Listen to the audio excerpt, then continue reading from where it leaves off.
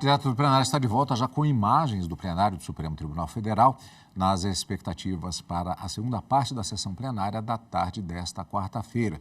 Os ministros já retornando aos respectivos lugares e o que está previsto na pauta é a ação direta de inconstitucionalidade por omissão número 20, leitura de relatório e sustentações orais em relação a este processo que nós vamos acompanhar agora dentro de instantes, se efetivamente for feito o pregão dele para julgamento.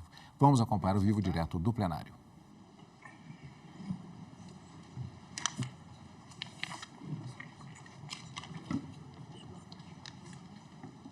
Retomando a sessão, chamo para a realização das sustentações orais a ação direta de inconstitucionalidade por omissão número 20, procedente do Distrito Federal, da relatoria originária do ministro Marco Aurélio, em que é requerente a Confederação Nacional dos Trabalhadores na Saúde e interessados o Presidente da República, o Senado Federal e a Câmara dos Deputados. Esse julgamento, ele foi iniciado em plenário virtual e, em seguida, o processo foi destacado por mim para julgamento em plenário físico. Aqui, o ministro André Mendonça figura como sucessor do ministro relator, ministro Marco Aurélio, que se aposentou. Falará pelo amicus curiae. Elas pedem vista a doutora Ana Carolina Andrada Arraes Caputo Bastos. Ainda vou fazer o relatório, doutora, mas é muito bem-vinda na tribuna. E falará pelo amicus curiae Clínica dos Direitos Humanos do Instituto Brasileiro de Ensino, Desenvolvimento e Pesquisa, IDP, a doutora Luciana Silva, e também irá se manifestar a doutora Ana Borges Coelho, vice-procuradora-geral da República. Eu faço um breve relatório sobre a questão que estará em debate. Trata-se aqui de uma ação direta de inconstitucionalidade por omissão, ajuizada pela Confederação Nacional dos Trabalhadores na Saúde, CNTS, que requer a declaração da mora legislativa na regulamentação da licença-paternidade. A licença-paternidade está prevista no artigo 7º, inciso 19 da Constituição, nos seguintes termos: são direitos dos trabalhadores urbanos e rurais, além de outros que visem à melhoria de sua condição social. Inciso 19, licença-paternidade nos termos fixados em lei. O legislador constituinte originário fixou uma norma de transição nessa matéria. O artigo 10, parágrafo 1º do ato das disposições constitucionais transitórias estabeleceu um prazo de 5 dias de licença-paternidade até que a matéria viesse a ser disciplinada por lei. Diz o artigo 10, parágrafo 1º do ADCT. Até que a lei venha disciplinar o disposto no artigo 7º, inciso 19 da Constituição, o prazo da licença-paternidade a que se refere o inciso é de 5 dias. Em síntese, o requerente sustenta que, embora o direito à licença-paternidade figure no rol dos direitos dos trabalhadores, desde a promulgação da Constituição, até o momento não houve regulamentação.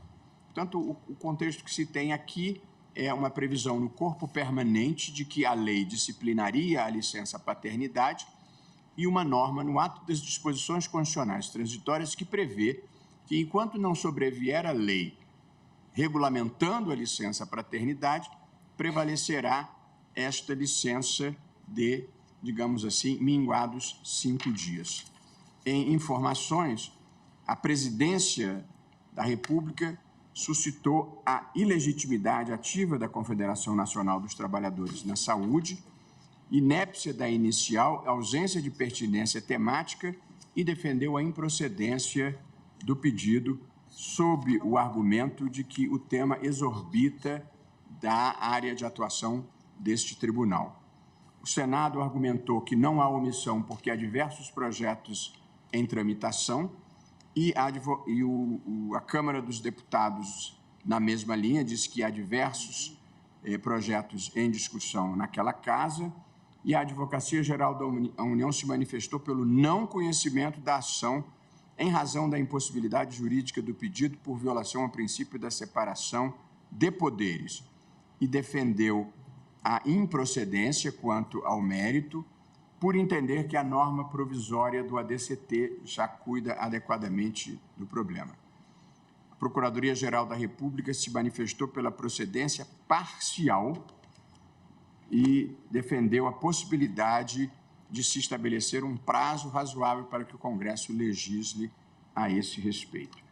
O julgamento teve início no plenário virtual e teve 8 votos proferidos.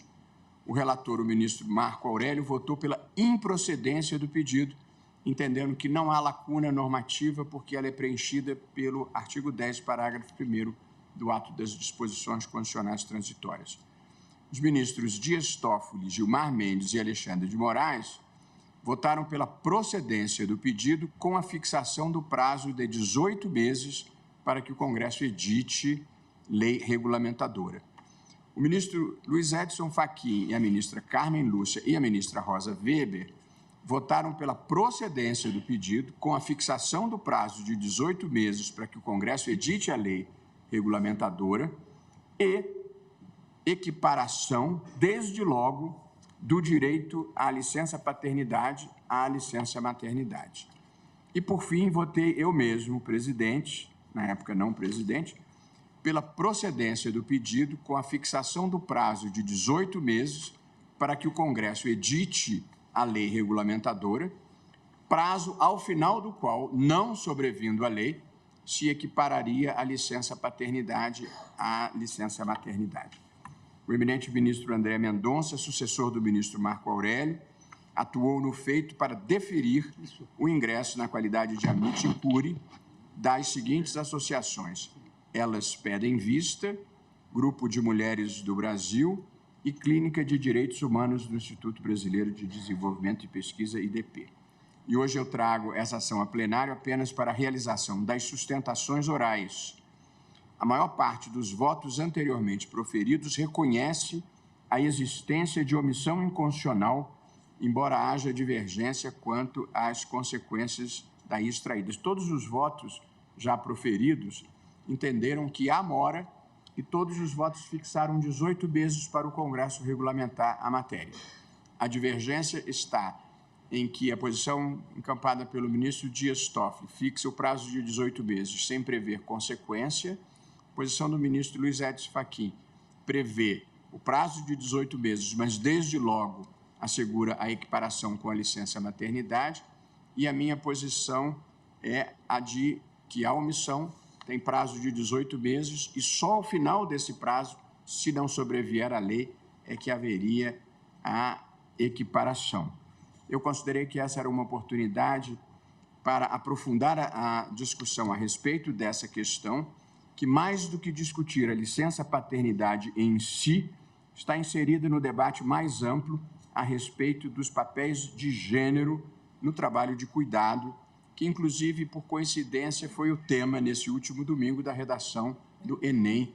Para quem acompanhou, a redação do Enem era Desafios para enfrentar a invisibilidade do trabalho de cuidado das mulheres no Brasil.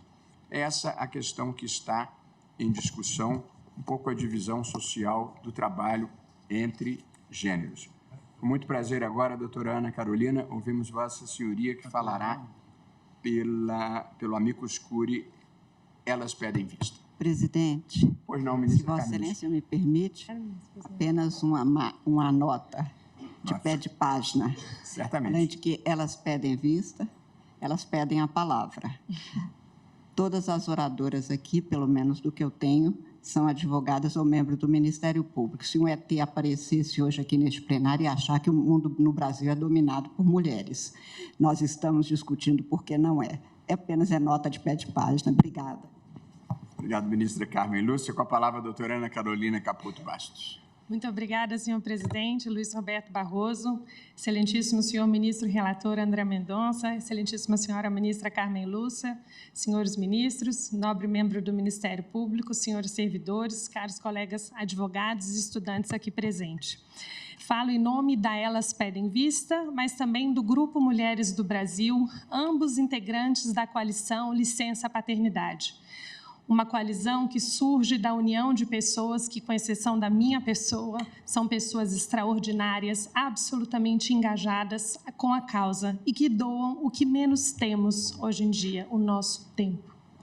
Mas doamos porque acreditamos que o que está em julgamento aqui hoje é algo extremamente importante, não só para nós mulheres, ministra Carmen Lúcia, mas para toda a sociedade como um todo.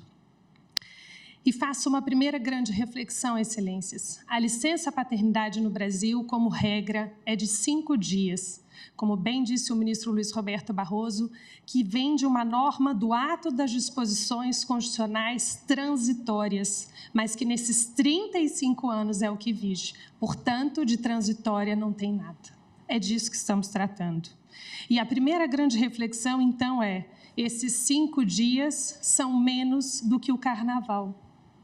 Quando o pai volta ao trabalho, o cordão umbilical da criança sequer caiu. O leite materno ainda não desceu.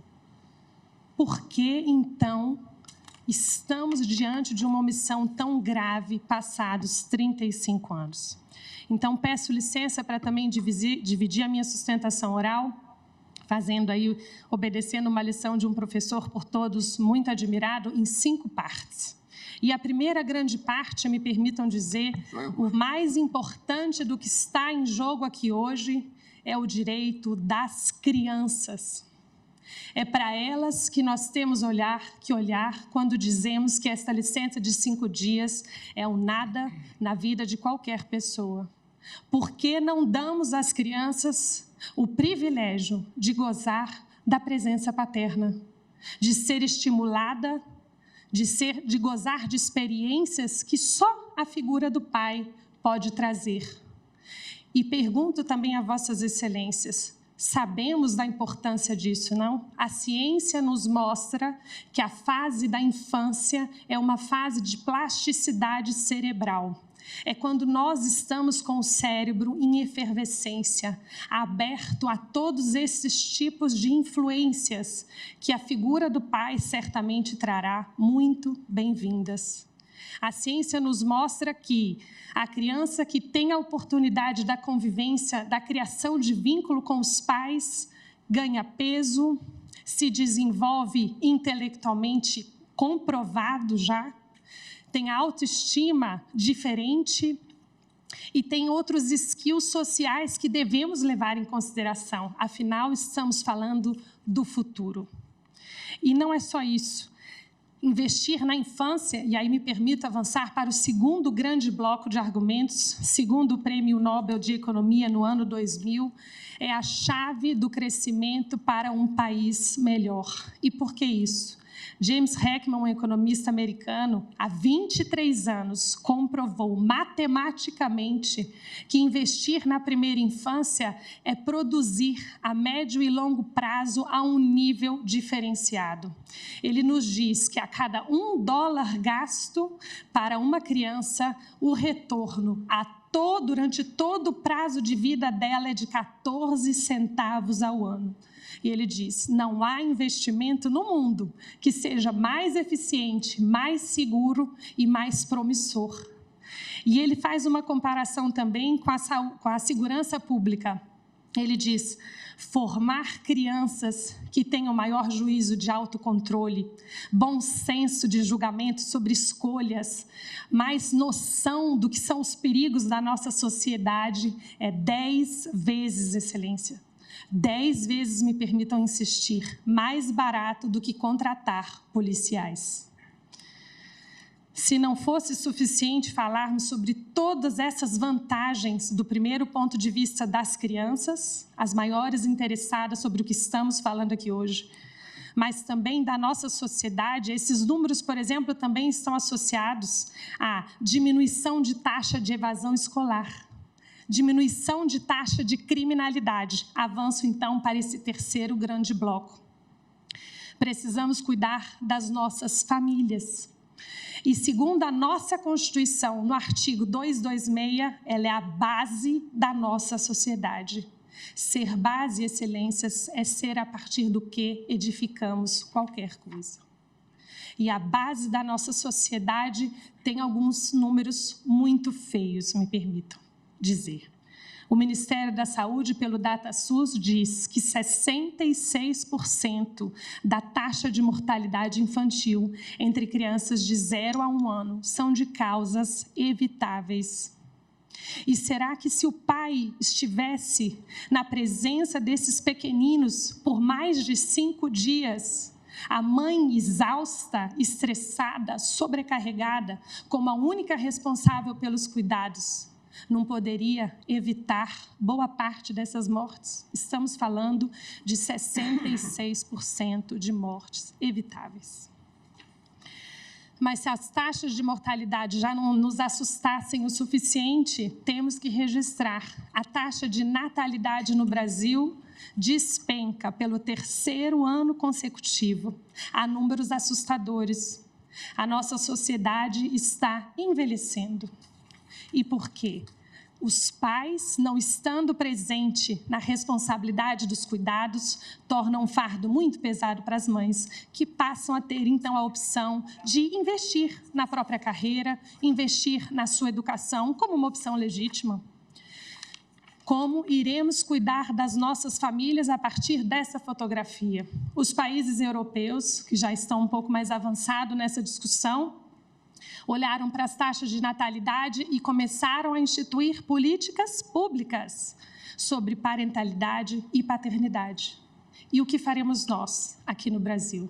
Sabemos que não somos a Suécia, mas, me permitam, excelências, 5 dias é demasiadamente pouco. Segundo o secretário-geral da ONU, diz: investir nas famílias é a melhor estratégia de proteção social. Peço licença, então, para ir por 4 blocos de argumentos em relação à saúde física e mental dos pais. Os homens no nosso país vivem 7,1% a menos do que as mulheres. Estamos falando de uma interrupção de 7 anos na expectativa dos homens. E por quê, excelências? Há um estigma social de que os homens são fortes, não sentem dor, não precisam ir ao médico. Quando os homens se aproximam do pré-natal e das primeiras consultas com seus filhos, o Ministério da Saúde aferiu que eles apresentam resultados de prevenção, exames rotineiros. O pai que vacina o seu filho se vacina. Portanto, foi implementada no nosso país uma política pública de incentivo à inserção dos pais neste papel de paternidade. Mas com 5 dias é muito difícil que isso seja implementado. Portanto, estamos falando de uma política de Estado, excelências. Não fosse suficiente, a ciência também nos mostra um caminho seguro sobre o impacto disso no cérebro dos pais. Falamos do cérebro das crianças, mas falemos também dos cérebros dos pais. Os pais diminuem os níveis de testosterona e aumentam os níveis de prolactina e de ocitocina. Testosterona está associada a comportamentos, ministro Luiz Edson Fachin, mais agressivos, mais impulsivos, enquanto os outros 2 hormônios estão ligados a relaxamento e nível e índices de atenção. Os homens se adaptando à responsabilidade do cuidado. Isso é extraordinário. Porque aos poucos nós mudamos também esse paradigma de que o homem é agressivo. E eu não preciso mais falar, Vossas Excelências já conseguem também perceber o que isso, em termos sistêmicos do nosso país, não poderia ser em termos de avanço e de conquistas. E avanço, então, Excelências, finalmente para o 5º bloco de argumentos para que possamos finalmente convencer o Congresso de que este tema é urgente, é importante e está na ordem do dia. Mas, não menos importante, eu falo dos direitos das mulheres. Afinal, falo em nome de 2 associações feministas. A igualdade material, que Vossas Excelências diziam há pouco, é de fato ainda uma promessa vazia do artigo 5º. Nós não vemos na prática essa igualdade em relação aos homens.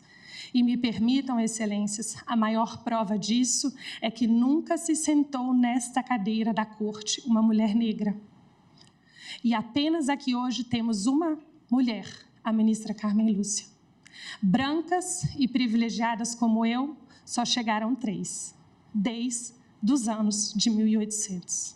Portanto, excelências, a licença paternidade também é a chave para um problema gravíssimo e que estamos também a enfrentar aqui hoje. E peço licença, então, para citar dados e estatísticas, que é um caminho seguro para continuarmos nas nossas reflexões. E faço alusão ao voto do ministro Luiz Roberto Barroso, num leading case julgado recentemente por essa corte, que diz: 70% das mulheres já foram questionadas numa entrevista de emprego se desejavam engravidar. 20% foram demitidas mesmo durante o período de estabilidade de 5 meses. 30% pararam de trabalhar, enquanto entre os homens, este percentual foi de apenas 7%. 30% para 7%. 48% tiveram problemas no trabalho por ausência para cuidar dos filhos. E reforço, então, a importância deste tema da redação do Enem, a invisibilidade do trabalho feminino no cuidado. Mas não só das nossas crianças, de uma maneira geral na nossa sociedade. Mas nos referindo a nós, mulheres, os ônus da parentalidade não pode e não deve continuar sendo suportado por nós. O Prêmio Nobel de Economia deste ano, uma professora da Universidade de Chicago, de Harvard, prova pela primeira vez que as diferenças salariais e a diferença de ascensão na carreira das mulheres está, sim, relacionada à opção pela maternidade. Que peso, excelências, nós carregamos? Precisamos, então, fazer diferente. Precisamos reconhecer os benefícios para esses 5 grupos: as crianças, as famílias, a nossa sociedade de um modo geral, aos pais e também a nós mães. E faço aqui uma reflexão. Embora ninguém possa voltar atrás e fazer um novo começo, qualquer um pode começar agora e fazer um novo fim. Portanto, que este julgamento seja uma oportunidade de uma nova história para as crianças brasileiras que estão por vir, para a nossa sociedade, para que seja mais justa, igualitária e produtiva, para que as nossas famílias, a base da nossa sociedade e a quem a Constituição garantiu especial proteção do Estado, possa ser guardada para os pais que desejam e precisam participar da criação dos seus filhos, e para nós mulheres, para que não sejamos mais preteridas no mercado de trabalho e possamos finalmente ganhar o mesmo que os homens, exercendo as mesmas funções. Muito obrigada, senhor presidente. Muito obrigado, doutora Ana Carolina Caputo Bastos. Chamo agora para ocupar a tribuna, pelo amicus curiae Clínica de Direitos Humanos do IDP, a doutora Luciana Silva Garcia. Seja bem-vinda. Boa tarde. Excelentíssimo ministro Luiz Roberto Barroso, presidente do Supremo Tribunal Federal, excelentíssimo senhor relator, ministro André Mendonça, excelentíssimos ministros, ministra Carmen Lúcia, vice-procuradora-geral da República, servidores do tribunal, prezados e prezadas colegas e estudantes aqui presentes, boa tarde.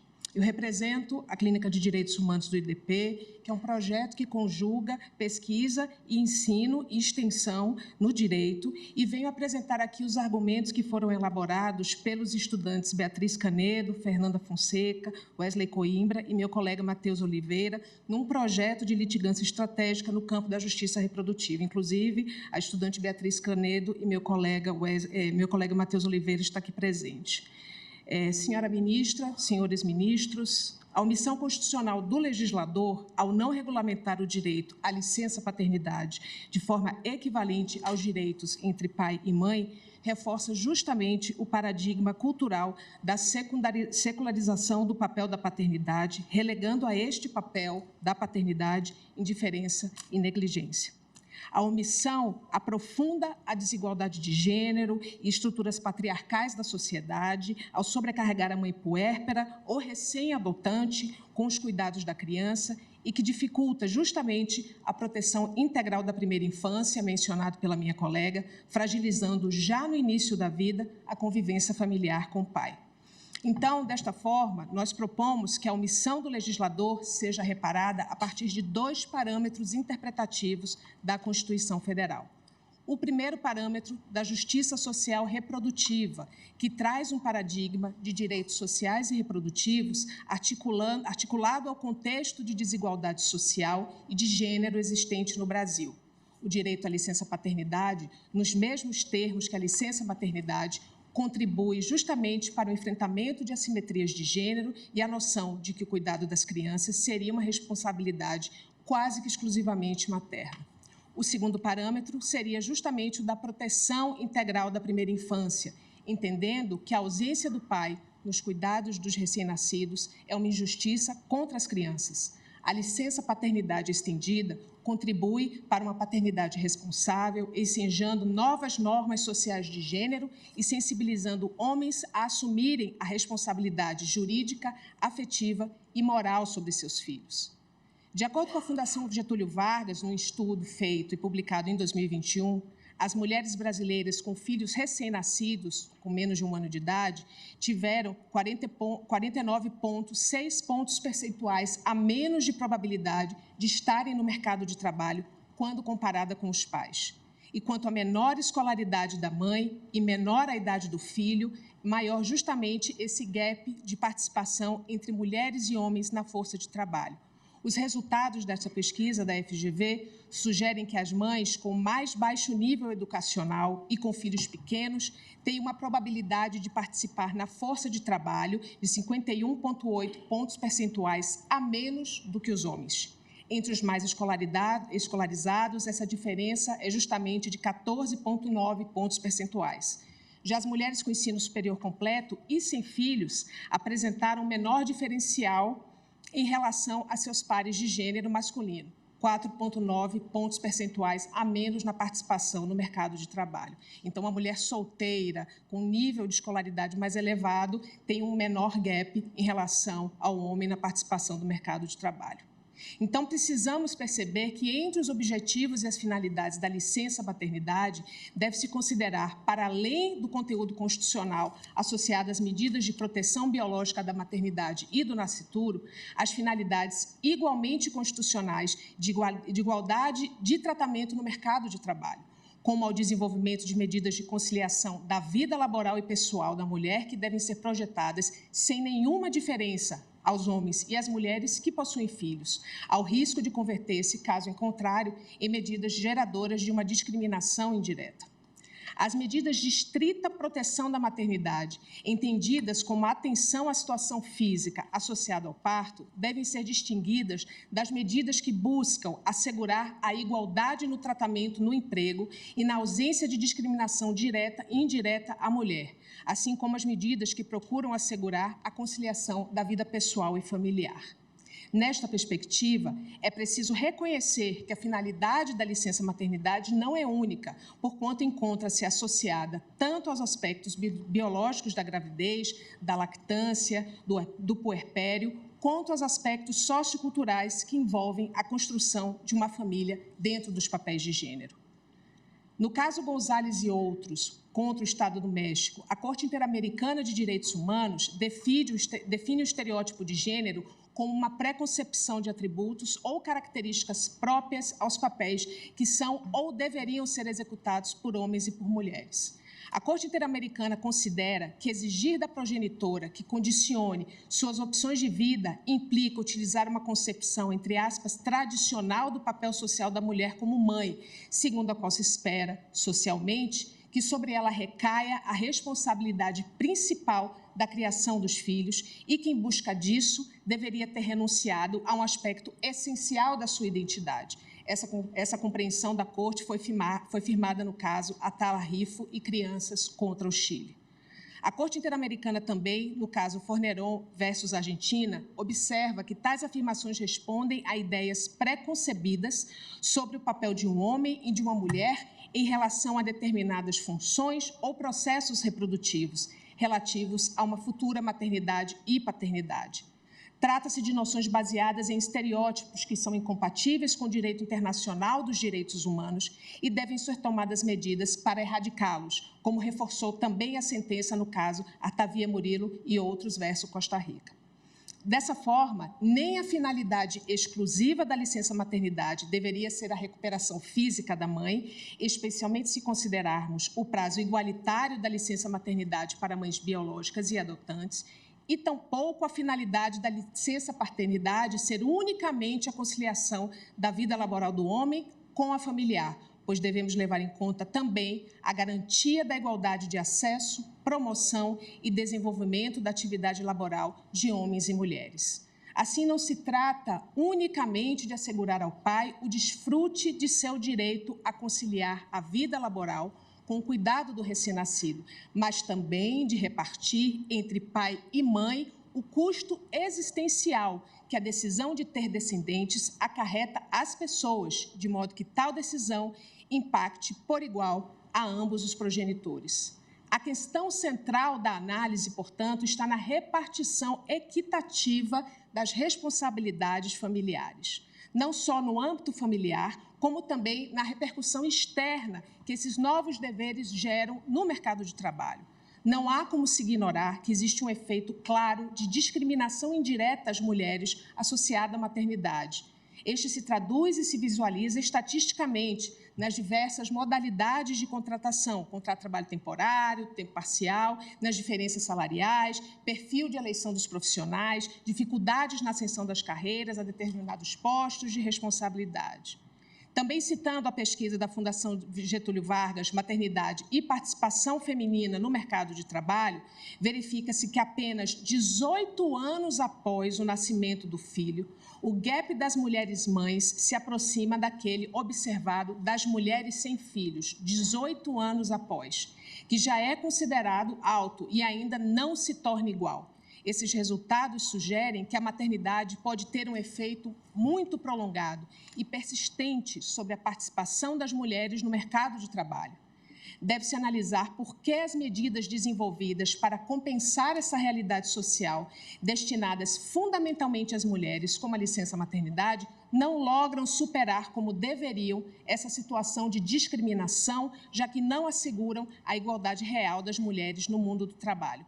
Por último, ao se ignorar que existe um efeito claro de discriminação indireta das mulheres associadas à maternidade, perde-se a oportunidade de se vincular à licença maternidade à busca pela conciliação da vida pessoal, familiar e laboral da mulher, gerando uma disparidade nas responsabilidades e no desfrute da vida familiar, que afeta não apenas os progenitores, mas também os seus descendentes. Trata-se de uma acepção que promove a justiça social reprodutiva, nos termos elaborados pela ex-ministra Rosa Weber em seu voto na DPF 442, que cito: de acordo com o arcabouço normativo e princípio biológico do direito internacional dos direitos humanos, compete ao Estado brasileiro a adoção de medidas institucionais vocacionadas à construção de um sistema de justiça social reprodutivo, baseado em 4 elementos: disponibilidade, acessibilidade física, modicidade informacional, aceitabilidade e qualidade. Os filhos, sobretudo na primeira infância, não deveriam ser de responsabilidade preferencialmente da mãe. Nenhum vínculo com a genitora merece um grau maior de proteção do que o vínculo com o genitor.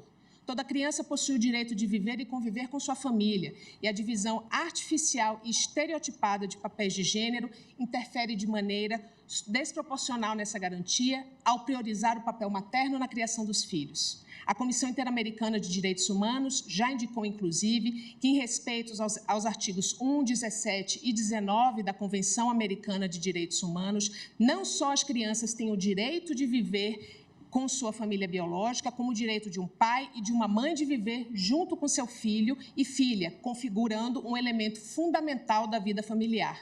Da mesma forma, a Corte Interamericana indicou que o direito de proteção da família, reconhecido no artigo 17 da Convenção, implica, entre outras obrigações, a de favorecer de maneira mais ampla o desenvolvimento e o fortalecimento do núcleo familiar, posição firmada pela Corte na opinião consultiva número 17 de 2002, sobre a condição jurídica e direitos humanos da criança.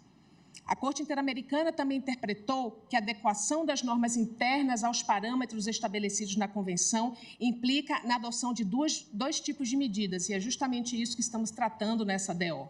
Primeira, a supressão de normas e práticas de qualquer natureza que contenham violação às garantias previstas na Convenção ou que desconheçam direitos ali reconhecidos ou obstaculizem seu exercício.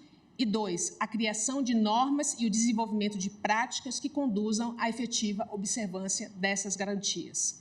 A primeira vertente se satisfaz com a reforma, a derrogação, a anulação das normas ou práticas que tenham esse alcance. A segunda, no entanto, obriga o Estado justamente a prevenir a recorrência de violações de direitos humanos e, por isso, deve adotar todas as medidas legais, administrativas e de outras índoles que sejam necessárias para evitar que tais violações voltem a acontecer no futuro. Esse posicionamento, inclusive, foi expresso nas sentenças dos casos Salvador Chiriboga contra o Equador e caso Fontevecchia de Amico contra a Argentina.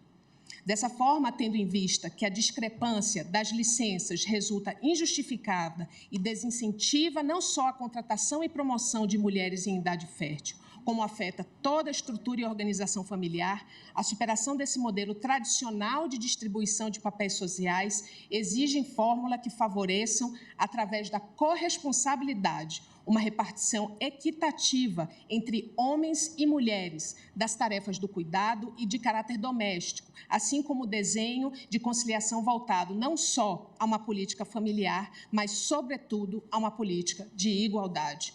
Por isso, a ampliação da licença paternidade promove a proteção à primeira infância, contribui com a saúde mental da mulher puérpera e o estabelecimento de vínculos entre pai e criança para a construção de uma subjetividade equilibrada da criança. Por isso, acreditamos a Clínica de Direitos Humanos no nosso projeto sobre justiça reprodutiva, que essa ação deve ser julgada procedente para que justamente o pai possa gozar da licença paternidade com a possibilidade de ampliação do período de licença, tal como conferido às mulheres e como foi requerido pelos autores da ação. Agradeço muito a atenção de Vossas Excelências. Boa tarde. Muito obrigado, doutora Luciana Silva Garcia. Concedo a palavra ao ministro Luiz Edson Fachin. Muito obrigado, presidente. Com a licença de Vossa Excelência, eminentes pares, gostaria de dirigir à advogada que ainda está na tribuna uma interrogação pertinente a esta matéria, considerando a relevância do tema e, desde logo, cumprimentando a sustentação oral da doutora Luciana, bem como da doutora Ana Carolina Caputo Bastos, que aportou também uma sustentação oral exemplar e escorreita à tribuna do Supremo Tribunal Federal. A doutora Luciana se referiu a elementos de pesquisa e evidências colhidas pela Clínica de Direitos Humanos, o que é um trabalho também na dimensão da extensão da formação jurídica no Brasil, extremamente importante. E nesta fase de sustentações orais, como, aliás, permite, lembrava o ministro Dias Toffoli, o próprio regimento interno desse Supremo Tribunal Federal, os ministros podem se dirigir às advogadas e aos advogados para suscitar algumas questões. E ao ouvir com atenção também a doutora Luciana, me ocorreu de indagar se nesses estudos, nessas evidências, foram também levantados uma espécie de um transcurso ou linha histórica dos principais projetos de lei, que nós estamos falando de 35 anos de omissão do Congresso Nacional. E, portanto, aqui se cogita, com uma deferência que é justificável, conceder um prazo que é um lapso temporal ainda a ser fixado na deliberação final, mas nos votos, de um modo geral, estamos a falar de 18 meses, mas a questão que está posta aqui é saber se nesse interregno de 18 meses o tribunal já avança e fixa uma determinada regra, ou se o tribunal nesse momento, exerce um juiz de contenção e fixe uma consequência para depois dos 18 meses, caso o Congresso não legisle, ou se fixa o prazo de 18 meses como uma forma de apelo ao legislador, confiando que essa legislação será editada. A pergunta que trago à Vossa Senhoria, caso possa iluminar nesse momento esse arguidor, é se o trabalho da clínica também compreendeu a fase atual de discussão do Congresso Nacional, de projetos de lei, ou seja, em que momento avalia os estudos levados a efeito se encontra o Poder Legislativo para tratar dessa matéria, o que pode também iluminar a deliberação desse tribunal. Era a indagação que eu tinha a fazer. Muito obrigado, senhor presidente. Vossa Senhoria tem a palavra, doutora Luciana. Agradeço, ministro Barroso, ministro Fachin. A Clínica de Direitos Humanos, para este caso, procurou se aprofundar justamente nos parâmetros de desigualdade no mercado de trabalho e a jurisprudência do sistema interamericano e especialmente da Corte Interamericana sobre o tema. Nós fazemos um trabalho, sim, de advocacy no Congresso Nacional relacionado a temas de gênero, especialmente de justiça reprodutiva, mas caso seja interesse de Vossa Excelência, nos comprometemos, os estudantes aqui presentes, nos comprometemos a fazer uma pesquisa, uma revisão rápida do estado da arte dos projetos de lei no Congresso Nacional e encaminhar a Vossa Excelência, Vossas Excelências, para contribuir com a elucidação. Mas um ponto que consideramos importante e uma reflexão que avaliamos importante trazer aqui desse momento, né, do aguardo dos 18 meses, né, que foi o prazo até então fixado por Vossas Excelências, para dar início, uma proposta, né, da tese para dar início à licença paternidade. E aí pensamos que 18 meses é mais que um ano, né, de espera, 1 ano e meio de espera, e quantas mulheres, né, que estão gestando e que estarão puérperas com crianças recém-nascidas e quantos pais poderão também desfrutar ou não dessa presença da criança nesse momento. Então, por isso que nós, da Clínica de Direitos Humanos, avaliamos que é absolutamente pertinente a concessão da licença paternidade neste momento, da forma como foi solicitado pela Confederação dos Trabalhadores da Saúde. Mas, se Vossa Excelência tiver interesse, nos comprometemos aqui a fazer uma pesquisa rápida e encaminhar a Vossa Excelência. Sem dúvida, grande interesse, senhor presidente.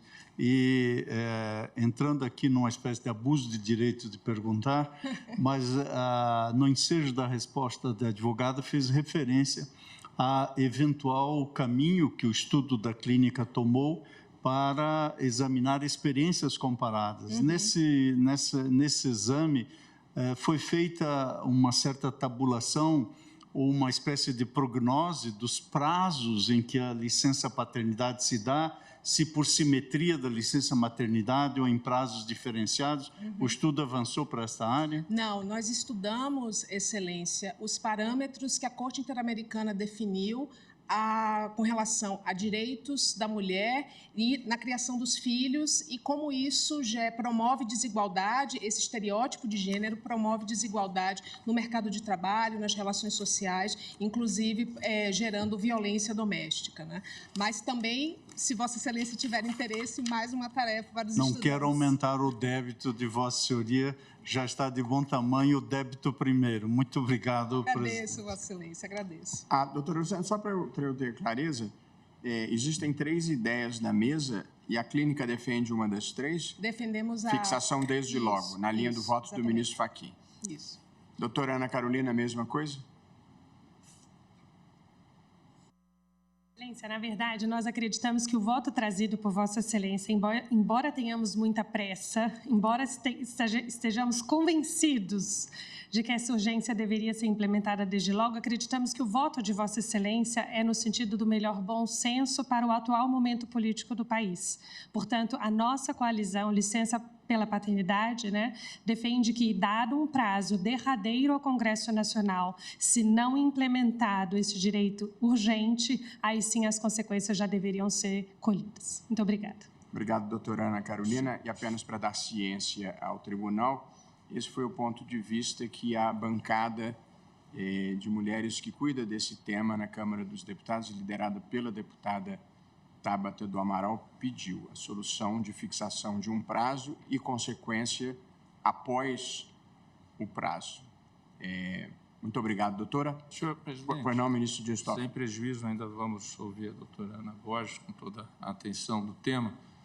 E para que a memória não envelheça, como dizia o velho, mas para parabenizar as sustentações orais, e em especial da Ana Carolina, cujo primeiro trabalho dela foi como estagiária minha na subchefia para assuntos jurídicos, lá se vão 20 anos. É um orgulho vê-la brilhar na tribuna. Senhor presidente, mas para além disso, a minha manifestação também vai para um silêncio eloquente da ausência do Congresso Nacional aqui na tribuna, da ausência da Advocacia Geral da União na tribuna.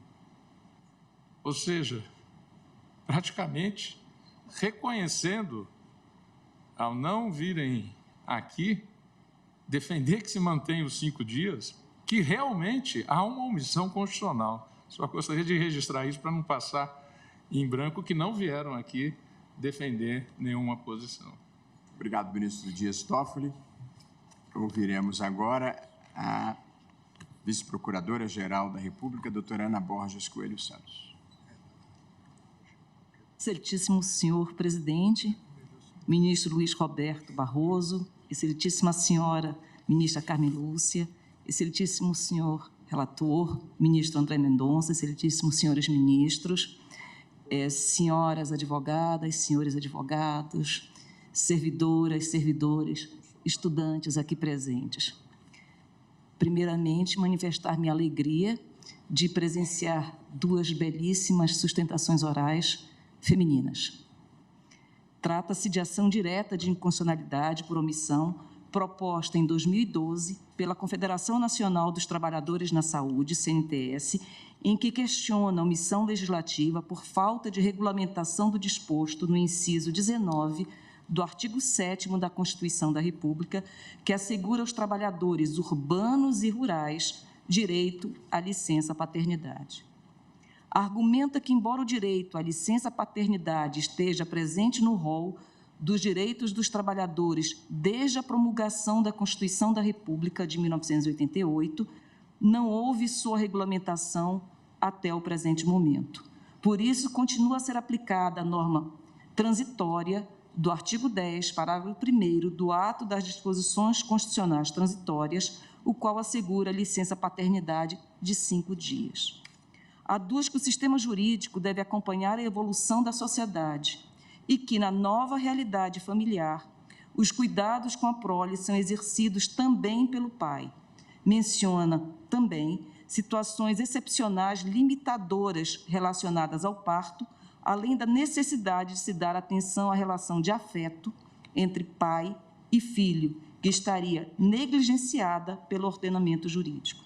Sustenta ainda que, apesar de existirem diversos projetos de lei sobre o tema, a licença paternidade ainda não foi regulamentada, caracterizando assim a omissão legislativa constitucional.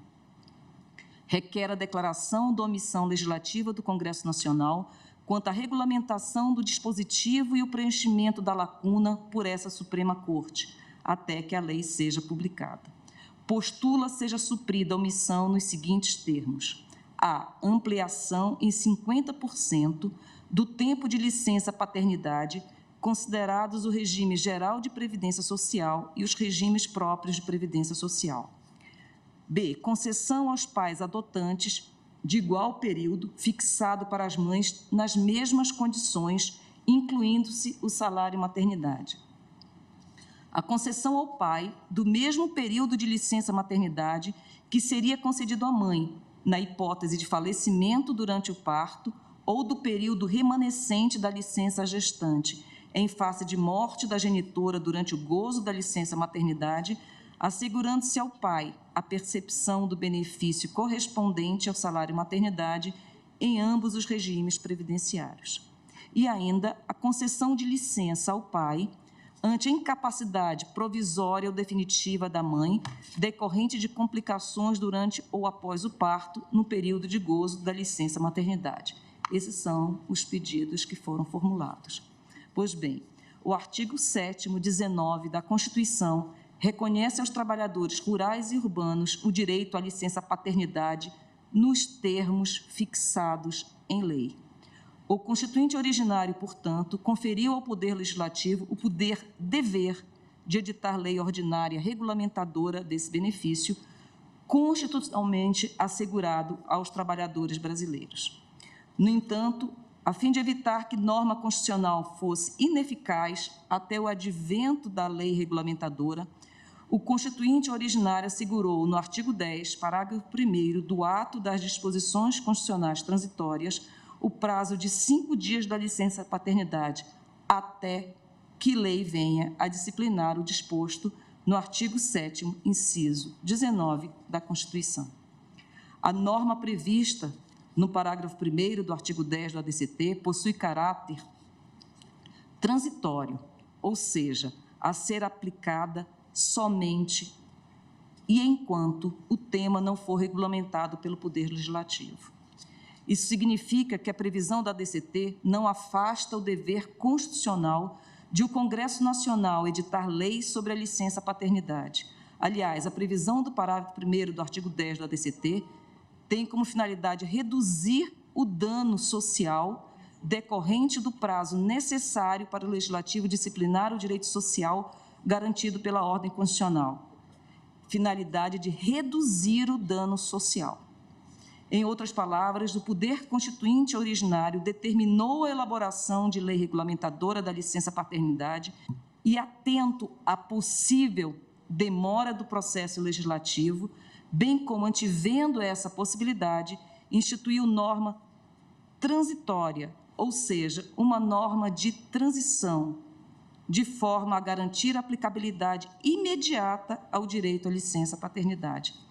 Porém, passados mais de 35 anos da promulgação da Constituição da República de 1988, a matéria ainda não foi objeto de deliberação pelo Poder Legislativo, caracterizando-se evidente omissão legislativa inconstitucional.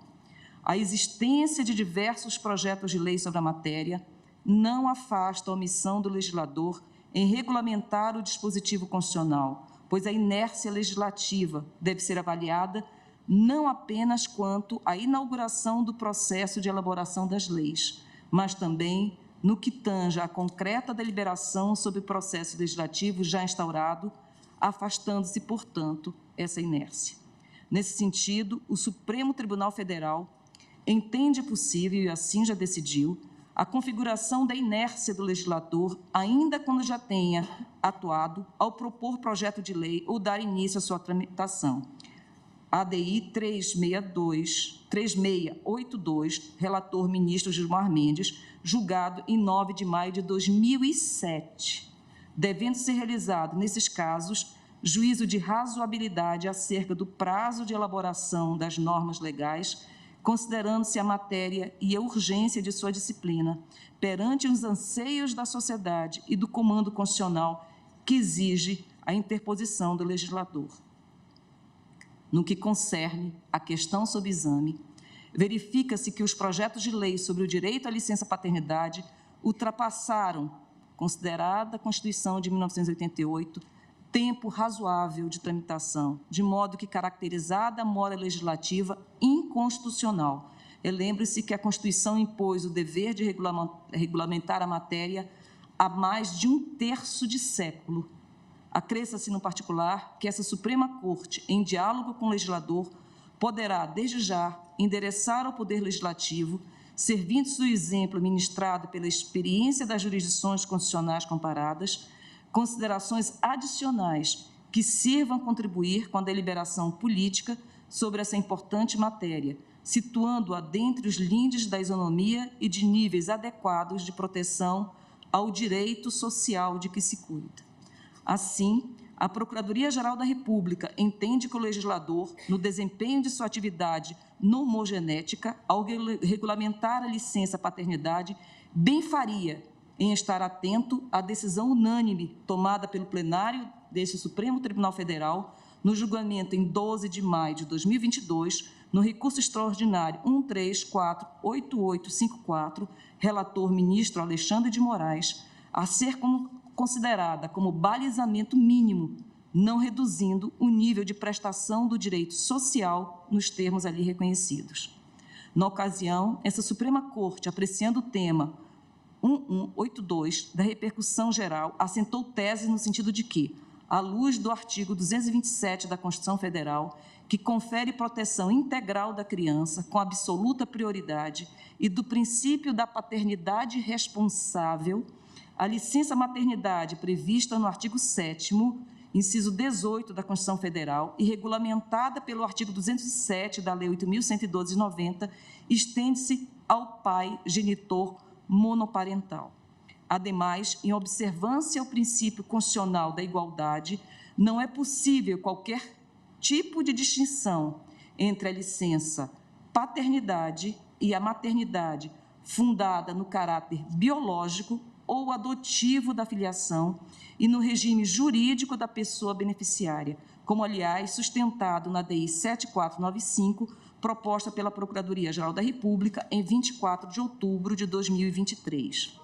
Essas considerações, que em salutar diálogo institucional podem ser encampadas no acórdão que venha a ser proferido na espécie, contribuiriam com a reflexão do Poder Legislativo na tarefa de preencher a grave lacuna normativa apontada. Ante o exposto, a Procuradoria-Geral da República manifesta-se pela procedência parcial do pedido, para o fim de ser declarada a omissão do Congresso Nacional na edição de lei sobre o direito à licença paternidade, previsto no artigo 7º, inciso 19 da Constituição da República, com o estabelecimento de prazo razoável para sua regulamentação pelo Poder Legislativo. Obrigada, presidente. Muito obrigado, doutora Ana Borges Coelho Santos, que falou pela Procuradoria-Geral da República. E, portanto, essa foi uma sessão apenas de sustentação oral. Oportunamente, nós vamos designar a data de julgamento. Já deu o horário da nossa sessão. Apenas para ciência dos advogados, o processo que começaríamos hoje, que era a questão do FGTS.